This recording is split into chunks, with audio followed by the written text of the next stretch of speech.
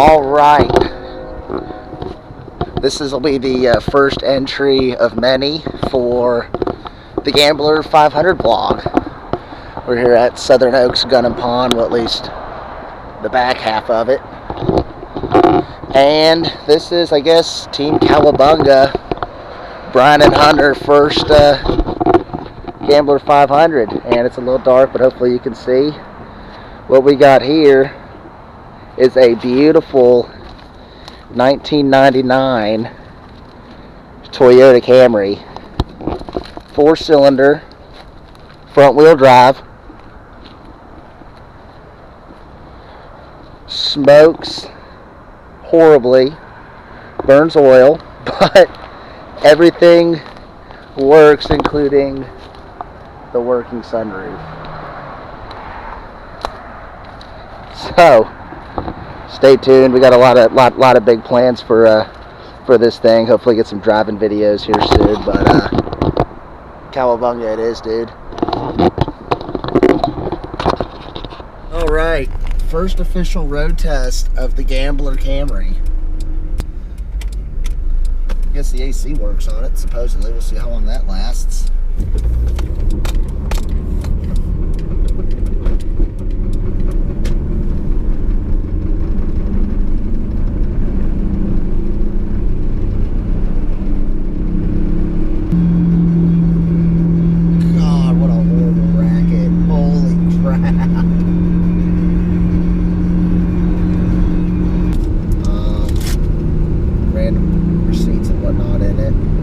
Windshield's cracked, blinkers work, wipers work, AC actually works pretty good. It must be a fresh recharge. Yeah, I mean, overall it's not a bad little car. I mean, I want to hate on it, but for $400 you can't really hate on it. So basically it's been sitting here for probably about a week now, and apparently, according to Hunter, it's decided to empty itself of oil. So we've got only the best CarQuest to put into it, and yeah, we're gonna fill it up with oil today, drive it over to our buddy's house, and hopefully, you know, see about getting some spacers put on, start looking at fitting some 31s on it, and yeah, should be good. Oh yeah, so she's definitely a little low on oil. Yikes. So first things first, we decided to get the car up off the ground and really start assessing what it was that we bought. And since this was the first time that we had access to tools, we figured we'd put it up on jack stands, pull everything off, and do a initial assessment of what we had going on underneath this thing. Hunter decided to buy 2-inch wheel spacers, 5 on 4.5, which surprisingly the Camry from the factory shares the bolt pattern of a lot of these same vehicles, such as you know, the Jeep Cherokee, the Ford Mustang, the Ford Explorer, all of those. So it made swapping out the spare set of 31-inch KM2 mud tires I had lying around much easier.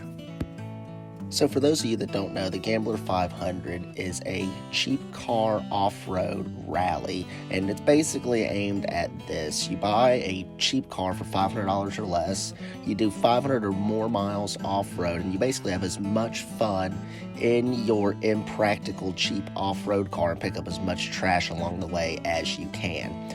The event originated in Oregon, but has since then spread out to several different states around the U.S.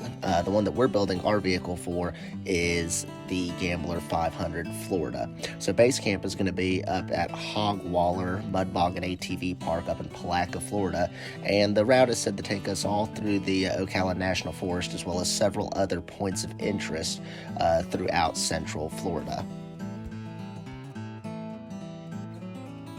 So, with our initial assessment done, spacers installed, and engine once again full of oil, it's time to load up and head out to go see our buddy Chris and try to get some 31-inch mud tires mounted onto the Cowabunga Camry. All right, here we are. We're at CFD Industries. Out in Toyota, Mexico. Sweet Elko. Crew cab long bed with a Cummins in it. Elko with big block mounted in the rear. And the Camry.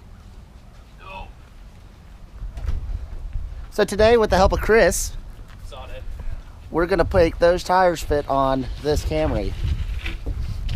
So, should be sweet. So the plan for the day was very simple. Hack and hammer everything until the tires fit. Now, we wanted to try to keep as much of the body kind of original looking as possible. So we were a little selective in what we did. But with a fresh pack of Sawzall blades and a fresh pack of angle grinder blades, we set to work hacking the car up and doing what we could do to get the tires to fit.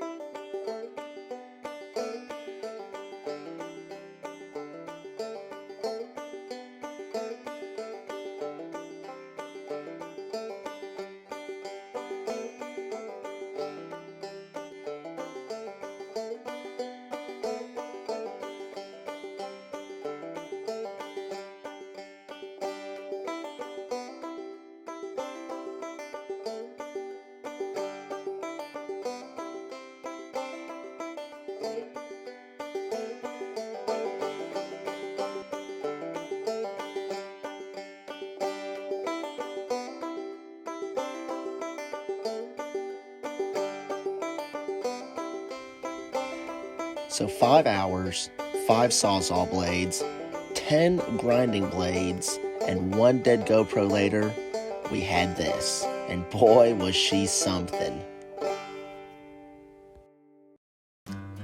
So it was back to the drawing board because the car was pretty much undrivable. It bottomed out on every bump that it took, and the tires came up. They ate fender, they ate sheet metal, they ate whatever they could get their hands on underneath the car there. So we knew that we needed to come up with some kind of lift kit in order to really make this thing work if we were going to actually drive it the full 500 miles.